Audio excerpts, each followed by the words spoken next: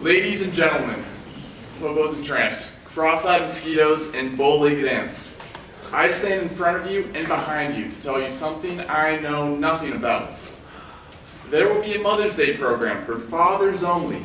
Admission is free, pay at the door, pull up a chair, and sit on the floor. Now, I know that didn't make much sense. And it didn't make much sense to me when my grandpa taught my cousins and I that when we were young. My grandpa has done a lot throughout his life and has taught us a lot throughout his life. I can best describe my grandpa as a man with poker chips in one hand and a Bible in the other. He believes that everything in life is either a blessing or a gamble. He believes he carries a Bible so that he can account for all of his blessings, and poker chips to remind him about the many risks in life. My grandfather has lived life knowing the risk. He also knew all his blessings and the importance of each and every one of them. He has taught his grandchildren these same beliefs, which is why I so strongly believe that everything in life is a blessing or a gamble. I'm always thankful for the blessings I have received, but have taken caution in the risk of gambling. Gambling is simply the game of chance, which is why we bet and the odds in our favor. Blessings are simply the good things that are given to us that we don't really control and should never be taken for granted. The way I view what my blessings and gamblings are defines the way I see life. During the year of 2010, almost 4 years ago, my life changed in ways that I never thought was possible. I had just moved back to Salt Lake City, Utah, with my mother and sister. Moving back was a gamble all on its own. After all, we had a lot of family history in Salt Lake City. The changes I made there impacted my life in new and dramatic ways. I started going to a learning tutor for my dyslexia. I started a new school, and I even found myself going to church once a week. This new life quickly took a turn for the worse. It was just a regular Friday afternoon that ended in the emergency room.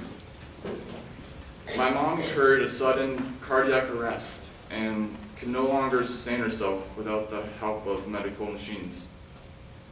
There was no warning, no time to say a last-minute goodbye. It was just a split second in my life, a second that changed it forever. No one ever talked to me about it, and no one ever said life could be so unfair, so cruel, so unforgiving, and no one told me to really prepare myself.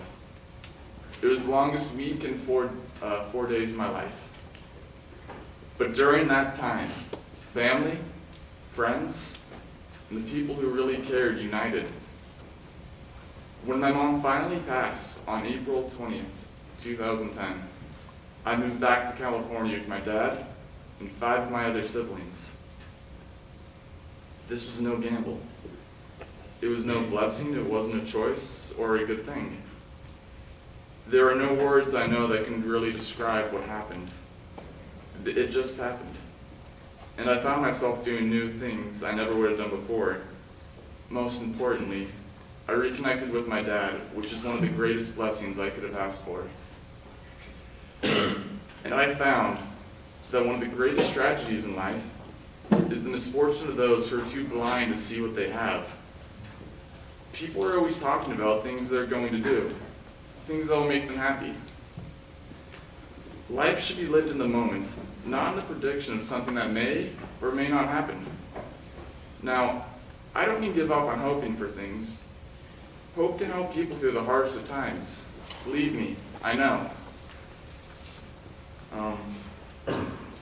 Put your hope in what drives you, not in what drives others.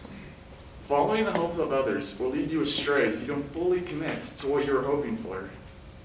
What I truly believe is that life is filled with risk and gambles, but it is also the greatest thing there is, because life is also filled with the blessings of hope, the blessings of family and friends, and the blessings of endless opportunities to reach our dreams.